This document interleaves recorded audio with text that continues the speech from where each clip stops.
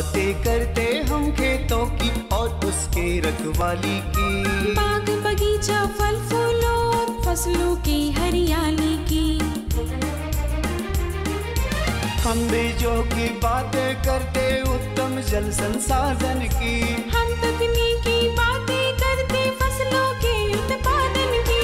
हर किसान का सपना सच हो जीवन सुखद बनाने को, गाँव-गाँव के हर आंगन का प्यारा सा ही दर्शन। कृषि दर्शन, कृषि दर्शन, कृषि दर्शन, कृषि दर्शन, कृषि दर्शन, कृषि दर्शन, कृषि दर्शन, कृषि दर्शन। नमस्कार, जोहार। कृषि दर्शन कार्यक्रम में आप सभी किसान भाई बहनों का स्वागत है।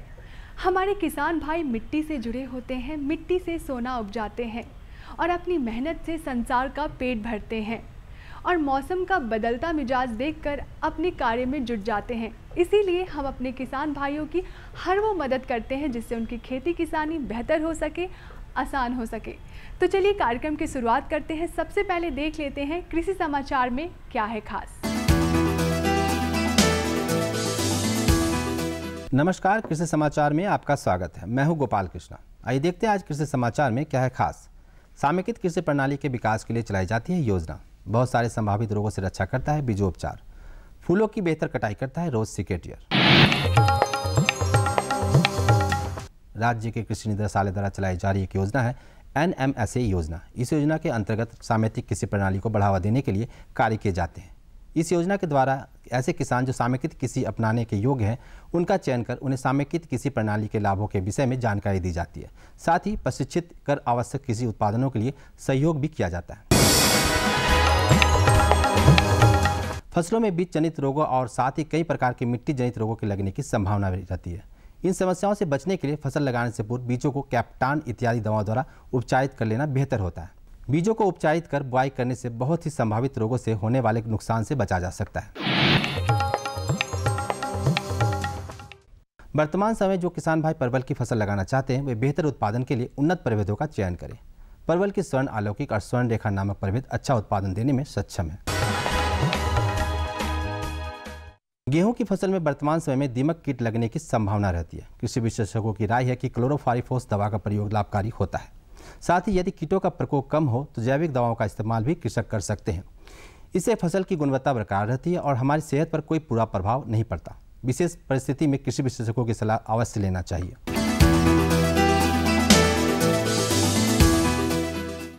फूलों की कटाई करनी हो या पौधे के डंठलों की छटाई करनी हो, इन कामों के लिए बेहतर उपकरण है रोज सिकेटियर। आइए जानते हैं इस उपकरण में और क्या खूबियां हैं। यह है रोज सिकेटियर। पौधों एवं फूलों की बेहतर कटिंग के लिए इसका इस्तेमाल होता है।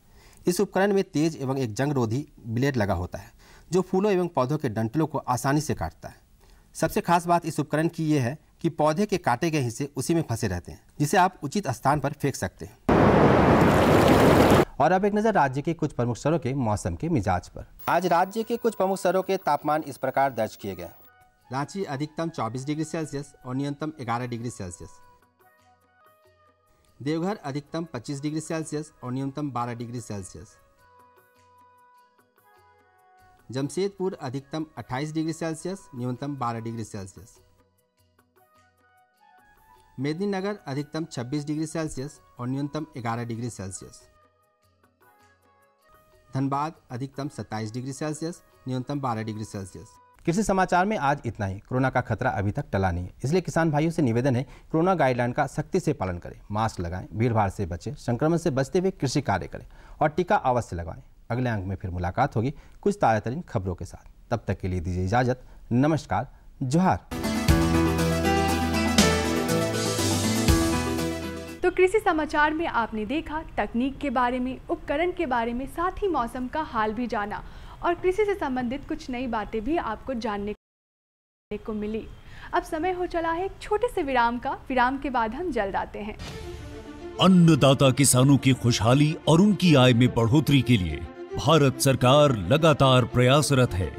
माननीय प्रधानमंत्री श्री नरेंद्र मोदी जी के दूरदर्शी नेतृत्व में पिछले 7 वर्षों में खेती को आधुनिक और किसानों को आत्मनिर्भर बनाने के लिए कई निर्णय लिए गए हैं। छोटा किसान बने देश की शान, ये हमारा सपना है। देश के 80% से ज्यादा किसान ऐसे हैं जिनके पास 2 हेक्टेयर से भी कम जमीन है। अब देश में इन्हीं छोटे किसानों को ध्यान में रखते हुए कृषि सुधार किए जा रहे हैं, निर्णय लिए जा रहे हैं। प्रधानमंत्री किसान सम्मान निधि योजना की शुरुआत 24 फरवरी 2019 को माननीय प्रधानमंत्री श्री नरेंद्र मोदी जी के द्वारा की गई थी। पीएम किसान योजना का पूरा खर्च भारत सरकार वहन करती है। इसके तहत लाभार्थी किसानों को हर साल 6,000 रुपए की सम्मान राशि 2,000 रुपए की 3 समान किस्तों में सीधे उनके बैंक खातों में हस्तांतरित की जाती है। अब तक 11 करोड़ से भी अधिक लाभार्थी किसानों के बैंक खातों में 1,58,000 करोड़ रुपए से अधिक की राशि सीधे ट्रांसफर की जा चुकी है। किस्तों की जानकारी किसानों को एसएमएस के माध्यम से दी जाती है। बैंक के एक्चुअल போகும்போது அந்த பணத்தை நாங்க வித்ரா பண்ணிட்டு வந்து நாங்க விவசாயம் பண்ணிக்கிறோம்। इस मदद से बुआई के पहले अब किसानों को बीज, खाद, कीटनाशक और कृषि संबंधी अन्य जरूरतों के लिए साहूकारों के आगे हाथ नहीं फैलाना पड़ता। અને એના લીધે મારે કોઈ જોડે કે સગા સંબંધી કે મિત્રો જોડે મારે ઉછીના પૈસા લેવાની જરૂર પડતી નથી અને એનાથી હું સારી એવી खेती કરી શકું છું। इस योजना से मिले लाभ तथा आवेदन की स्थिति देखने के लिए पीएम किसान पोर्टल लॉन्च किया गया है। इस पोर्टल के माध्यम से पात्र किसान अपना पंजीकरण स्वयं करने के साथ साथ अब तक मिले लाभ और अपने आवेदन की स्थिति फार्मर्स कॉर्नर से देख सकते हैं। इस योजना का लाभ पात्र किसानों को ही मिल सके, इसके लिए इस प्रक्रिया को फूल प्रूफ बनाते हुए इसे आधार और इनकम टैक्स वेरिफिकेशन के साथ साथ फिजिकल वेरिफिकेशन से भी जोड़ा गया है। इसके अलावा किसानों की सुविधाओं और जानकारी के लिए पीएम किसान मोबाइल ऐप भी विकसित किया गया है। पीएम किसान सम्मान निधि योजना का लाभ देश के सभी राज्यों और केंद्र शासित प्रदेशों के किसानों को मिल रहा है। इसे हासिल करके हमारा किसान सबल और आत्मनिर्भर हो रहा है। इस स्कीम ने हमारा भारत सरकार ने हमारा किसान के लिए बहुत बड़ा सम्मान दिया है। इसीलिए हम भारत सरकार को, प्रधानमंत्री नरेंद्र मोदी जी को हम बहुत बहुत धन्यवाद देती हूँ। आत्मनिर्भर भारत की पहचान प्रगतिशील और समर्थ किसान। विराम के बाद आप सभी किसान भाई बहनों का स्वागत है। तो आज की जो हमारी पहली जानकारी है आप सबके लिए सरसों में कीट प्रबंधन। तिलहनी फसलों में सरसों का पूरे भारतवर्ष में विशेष स्थान है और समय समय पर सरसों की फसल में बहुत तरीके के कीट और रोग लगते हैं जिनका रोकथाम करना बेहद ज़रूरी है। तो चलिए देखते हैं फीचर और लेते हैं जानकारी। सरसों की फसल को कीटों एवं रोगों से काफ़ी नुकसान पहुंचता है। इससे इसकी उपज में काफ़ी कमी हो जाती है। यदि समय रहते इन रोगों एवं कीटों का नियंत्रण कर लिया जाए तो सरसों के उत्पादन में बढ़ोतरी की जा सकती है।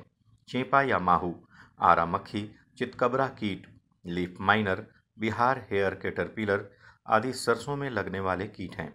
कृषि जानकार कहते हैं कि समय रहते इनकी पहचान कर कीट प्रबंधन शुरू कर देना चाहिए। जहाँ तक चेपा या माहू की बात है तो सरसों में माहू पंखहीन या पंखयुक्त हल्के स्लेटी या हल्के हरे रंग के 1.5 मिलीमीटर या 3 मिलीमीटर लंबे चुभाने एवं चूसने वाले मुखांग वाले छोटे कीट होते हैं। किसान भाइयों नमस्कार, कृषि दर्शन कार्यक्रम में आप सभी का स्वागत है। आज हमारे साथ केवीके जामताड़ा के वैज्ञानिक श्री गोपाल कृष्ण हैं, जिनसे हम बातचीत करेंगे और जानेंगे कि सरसों में कीट का प्रबंधन किस प्रकार से हमारे किसान भाई कर सकते हैं। आपका हमारे कार्यक्रम में बहुत बहुत स्वागत है। सबसे पहले तो हम आपसे यही जानना चाहेंगे कि सरसों में मुख्यतः कौन कौन से कीटों का प्रकोप होता है। जोहार किसान भाइयों, ऐसे देखा गया है कि सरसों के फसल में उसमें बहुत ज़्यादा कीट का आक्रमण होता है, साथ में रोगों का भी आक्रमण होता है बहुत ही ज़्यादा। लेकिन कुछ कीड़े, कुछ रोग प्रमुख हैं जो प्रत्येक वर्ष सरसों के फसल में दिखाई देता है। अगर कीटों की बात करें तो उनमें से प्रमुख है लाही। लाही जैसा कि अन्य लाही जिस तरह से उसका लक्षण होता है खाने का, जो हमेशा कोमल भाग को ही पसंद करता है, पौधे के ऊपरी भाग को ही पसंद करता है। तो जब तक फूल नहीं आया रहता है तब तक तो वो कोमल भागों को, पत्ती वगैरह सब पे अपना भोजन करते रहता है। जिस समय में फूल आ जाता है सरसों में, उस समय में ये फूल पे भी आक्रमण शुरू कर देता है। और लाही का सबसे ज़्यादा प्रकोप उस समय में होता है कि जब बादल लगा हुआ होता है, जिस समय में तापमान बहुत ही नीचा चला गया हो, कुहासा बहुत ही ज़्यादा रहता है, उस समय में इसका प्रकोप बहुत ही ज़्यादा दिखाई देता है। साथ में और एक कीड़ा है जो डायमंड बैक मॉथ के नाम से जाना जाता है। इस कीड़े को आप किसान भाई देखे होंगे कि ये पत्ता गोभी, फूल गोभी, इस सब पे भी इसका आक्रमण होता है बहुत ही ज़्यादा। और जिस तरह से पत्ता गोभी और फूल गोभी में ये पत्ता को चट कर जाता है, हरा भाग को चट कर जाता है, उसी प्रकार सरसों में भी ये पूरी तरह से पत्ते के हरा भाग को चट कर जाता है और वहाँ पे केवल पत्ता सफ़ेद रंग का दिखाई देना शुरू हो जाता है। तो अगर इस तरह का है तो समझेंगे कि जो डायमंड बैक मॉथ का आक्रमण हो गया है यहाँ पे। और इसके उपचार के लिए इमिडाक्लोप्रिड आधारित दवा, थियाक्लोप्रिड आधारित दवा जो एलांटो के नाम से बाज़ार में उपलब्ध है, उसका यूज किया जा सकता है। वहाँ 3 लीटर पानी में 1 ml दवा के घोल बना करके उसके बाद उसका हम छिड़काव करें उस पर। इस कीट के शिशु एवं प्रौढ़ पौधों के कोमल तनों, पत्तियों, फूलों एवं नई फलियों से रस चूसकर उसे कमज़ोर एवं क्षतिग्रस्त तो करते ही हैं, साथ ही साथ रस चूसते समय पत्तियों पर मधुस्राव भी करते हैं। इस मधुस्राव पर काले कवक का प्रकोप हो जाता है तथा प्रकाश संश्लेषण की क्रिया बाधित हो जाती है। इस कीट का प्रकोप दिसंबर-जनवरी से लेकर मार्च तक बना रहता है। जानकार कहते हैं कि प्रबंधन के लिए शुरू में ही प्रकोपित शाखाओं को तोड़कर भूमि में गाड़ दें। जब फसल में कम से कम 10% पौधों की संख्या चेपा से ग्रसित हो तो कीटनाशी का घोल बनाकर सायंकाल में छिड़काव करें। यदि दोबारा से कीट का प्रकोप हो तो 15 दिनों के अंतराल पर पुनः छिड़काव करना चाहिए। फिर और भी एक कीड़ा है जो कैबेज बोरर के नाम से देखा जाता है उसमें। और कैबेज बोरर शुरू में पत्तियों पे खाता है, बाद में तना में छेदा करता है और जब तना में छेदा करता है उस तरह से पूरी तरह से पौधा को सुखा देता है वो। तो इसीलिए ज़रूरी है कि सही समय पे इसका निदान हो। और एक लेसेंटा नाम का जो दवा है जिसमें दोनों तरह का कॉम्बिनेशन रहता है, एक इमिडाक्लोप्रिड का भी रहता है, फिप्रोनिल का भी रहता है, इसका आप उपयोग कर सकते हैं। अगर डायमंड बैक मॉथ लगा हुआ है तो डायमंड बैक मॉथ के लिए कैल्डान, एक कार्टाप हाइड्रोक्लोराइड नाम का दवा आता है, उसका भी यूज कर सकते हैं, जहाँ पे हम 1 ml प्रति लीटर पानी की दर से उसका हम छिड़काव करेंगे। अब रही बात, इसमें कुछ रोग हैं जो प्रमुख हैं। इसमें अल्टरनेरिया ब्लाइट, एक पत्ती पे एक तरह का धब्बा दिखाई देता है जो गोल रंग का होता है, उसका आकार गोल रहता है और बीच में येलो रंग का उसमें कुछ दिखता है, दाग दिखता है। अगर इस तरह का गोल गोल अगर धब्बा दिखाई दे तो समझिए कि अल्टरनेरिया ब्लाइट का आक्रमण हो गया है। और अगर इसका भी सही समय पे निदान अगर नहीं किया गया तो ये पूरी तरह से पत्तों पे छा जाता है, हर एक पत्ते पे जा कर के छा जाएगा, फिर डंठल पे भी छा जाएगा और इस तरह से आपके उपज को बहुत ही प्रभावित कर सकता है। इवन जब फूल आता है, फूल पे भी इसका आक्रमण हो जाता है। फूल पे आक्रमण हो जाने के बाद इसमें फली बनना बंद हो जाएगा और इस तरह से उपज में काफ़ी नुकसान होगा। बिल्कुल। तो ये तो आपने बताया कि किस प्रकार से कौन कौन से कीट लगते हैं और उसका प्रबंधन किस प्रकार से किया जाए। हम ये जानना चाहेंगे कि जैसे जो किसान भाई कीटनाशक दवाओं का जब प्रयोग करते हैं तो किन किन बातों का विशेष रूप से ध्यान रखें?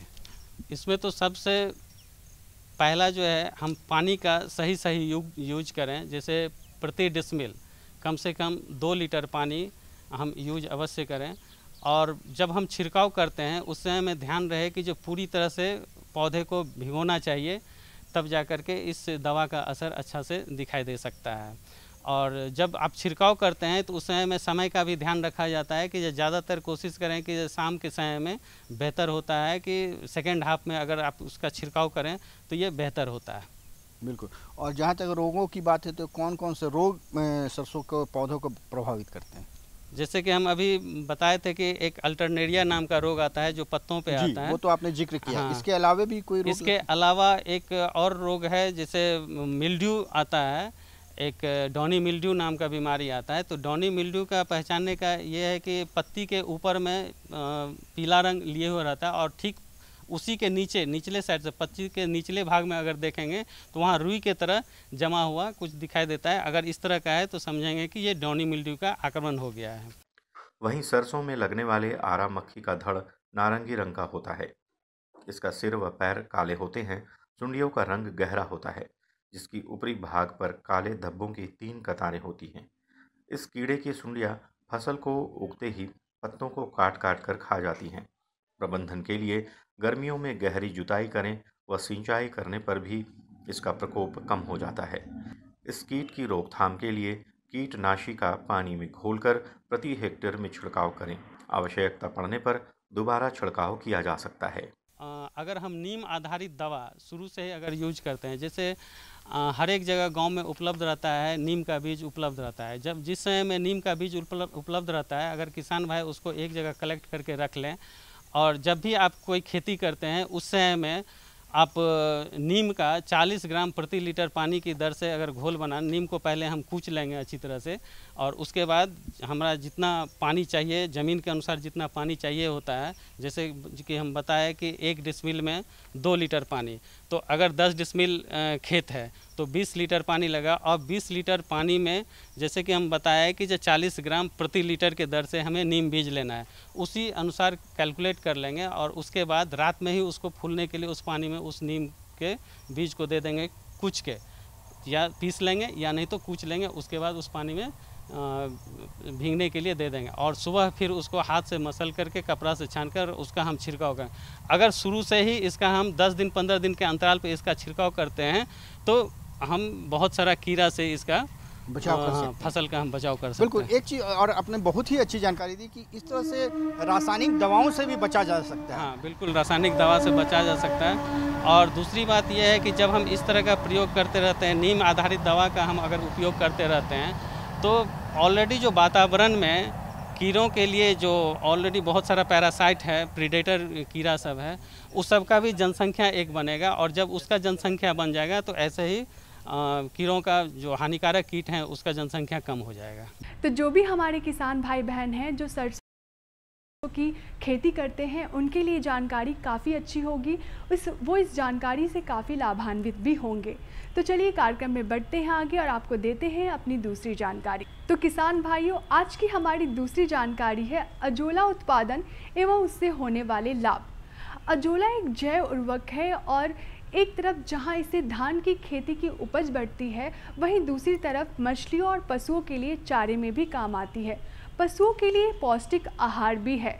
तो चलिए मिलते हैं विशेषज्ञ से और लेते हैं जानकारी कि अजोला उत्पादन एवं उससे होने वाले लाभ क्या क्या हैं। आज हम आप पहुँचे हैं गिरिडीह कृषि विज्ञान केंद्र में और हमारे साथ यहाँ के प्रधान डॉक्टर आदर्श कुमार श्रीवास्तव जी हैं। आइए उनसे हम जानते हैं कि अजोला की खेती किस तरीके से की जाए और उससे क्या लाभ है। सर, आपका हमारे कार्यक्रम में बहुत बहुत स्वागत। जोहार। अगर हम अजोला की बात करते हैं तो वर्तमान में अजोला का काफ़ी जो है मांग बढ़ गया है। किसान जो है इसे उर्वरक के रूप में भी उपयोग कर रहे हैं और जो भी पशुपालक भाई है इसका उपयोग कर रहे हैं अपने जानवरों को देने के लिए। तो सबसे पहले खेती की बात करते हैं। अजोला वर्तमान में एक बहुत ही उपयोगी चारे की फसल है। इसको किसान भाई बहुत बहुतायत से उगाने लगे हैं और हम लोग भी इसको बढ़ावा दे रहे हैं। इसमें कि किसान अपने यहाँ छोटी सी जगह में उसको खेत की ज़रूरत नहीं पड़ती, अपने यहाँ एक फर्न है उसको कर सकते हैं और इसमें जो पोषक तत्व है वो बहुत मात्रा में पाया जाए, जैसे अमीनो एसिड है, प्रोटीन है, कैल्शियम है, मैग्नीशियम है और साथ साथ विटामिन्स भी हैं। इसमें जो पोषक तत्व हैं उनकी अधिकता के कारण लोग जानवरों को, मतलब दुधारू जानवरों को, मुर्गियों को, भेड़ को, बकरी को, सबको खिला भी रहे हैं और साथ साथ चारे के रूप में भी प्रयोग कर रहे हैं। अगर हम अजोला की बात करते हैं, आपने बताया कि काफ़ी सारे पोषक तत्व उसमें पाए जाते हैं, अमीनो एसिड पाए जाते हैं, मतलब कि जो जानवर हैं उनके लिए महत्वपूर्ण है। और कुछ कुछ किसान जो है इसे उर्वरक के रूप में भी उपयोग कर रहे हैं, अपने खेतों में उसका उपयोग कर रहे हैं, खेतों की मिट्टी की आयु बढ़ाने के लिए, उत्पादन बढ़ाने के लिए। तो हम उत्पादन की बात करते हैं, खेती की बात करते हैं जी, तो शुरुआती तौर पर किस तरीके से इसकी खेती की जाए?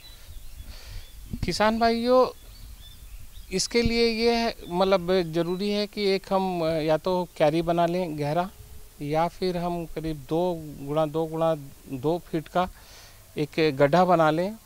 गड्ढा या ईंट के रख के भी बना सकते हैं या पक्का भी बना सकते हैं, और उस पर एक प्लास्टिक का सीट हम बिछा देते हैं, और जो कि कम से कम 120 गेज का होना चाहिए।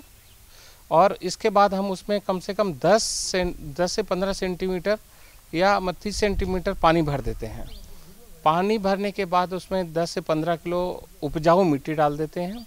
मिट्टी डालने के बाद हम उसमें 2 से 4 किलो गोबर डाल देते हैं। ये ध्यान रखें कि गोबर ताज़ा नहीं हो, 2 से 3 दिन पुराना हो। इसके अलावा हम 30 ग्राम सुपर फास्फेट उसमें मिला देते हैं, और करीब 1 से 2 किलो एजोला का हम जो बीज है उसको डाल देते हैं। डालने के बाद हम उसमें अच्छी तरीके से मिश्रण जो तैयार किए हैं मिट्टी गोबर का, उसमें डालने के बाद जब हम एजोला को देखते हैं तो हमारा 15 से 20 दिन के अंदर तैयार हो जाता है। और जब तैयार हो जाए तो डेली कम से कम 10 से 15 किलो एजोला हमारा निकलने लगता है, और हम उसको पशुओं को चारे के रूप में या तो हम जो कुट्टी देते हैं उसमें मिला के हैं, या मुर्गियों को है कि 10 से 15 ग्राम हम डेली देने लगें, या बकरियों को है कि 150 से 200 ग्राम हम उसको डेली देने लगें। तो ये हमारा जैसे तैयार होता है तो हर दूसरे दिन हम उसको निकालते रहते हैं कम से कम 50%।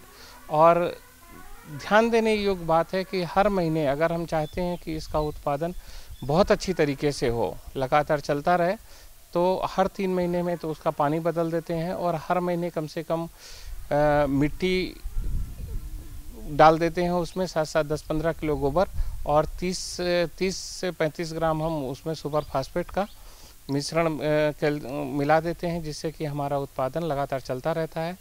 ध्यान देने की बात यह है कि जल स्तर हम उसमें 10 सेंटीमीटर कम से कम उसमें बनाए रखें, जिससे कि हमारा उत्पादन लगातार चलता रहे। सर, अभी आपने बताया कि एजोला की खेती किस तरीके से की जाती है, उसमें एक महत्वपूर्ण बात है आपने बताया कि बीज डालना उसमें है। तो अगर हम बीज की बात करते हैं तो किस वैरायटी का, यहाँ पर झारखंड की जलवायु की बात करते हैं तो यहाँ की जलवायु के लिए सबसे उपयुक्त कौन सा वैरायटी यहाँ पर एजोला के लिए?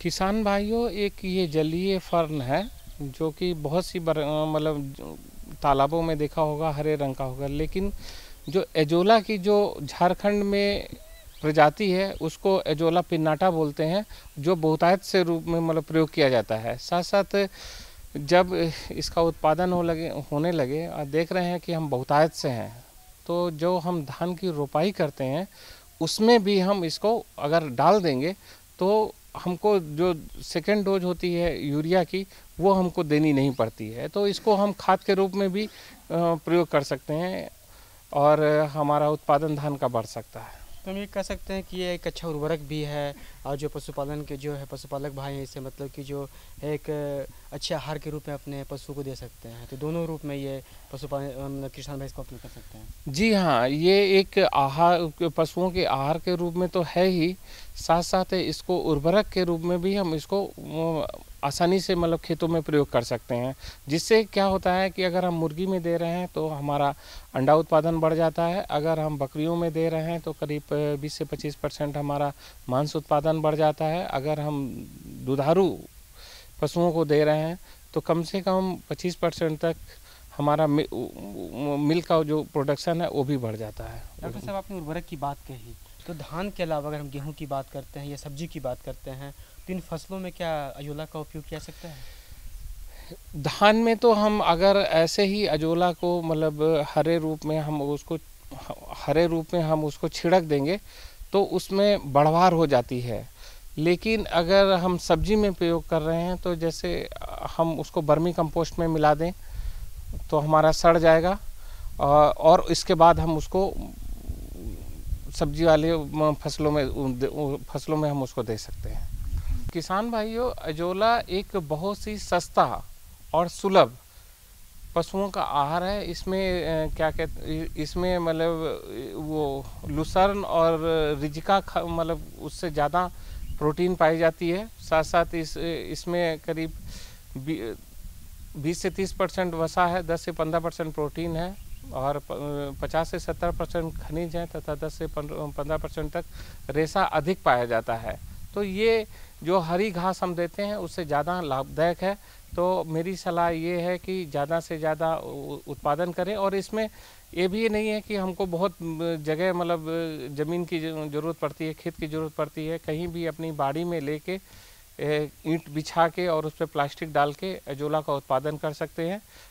कृषि विज्ञान केंद्र गिरिडीह में अजोला का बीज उपलब्ध है, वो यहाँ से मुफ्त में भी ले सकते हैं।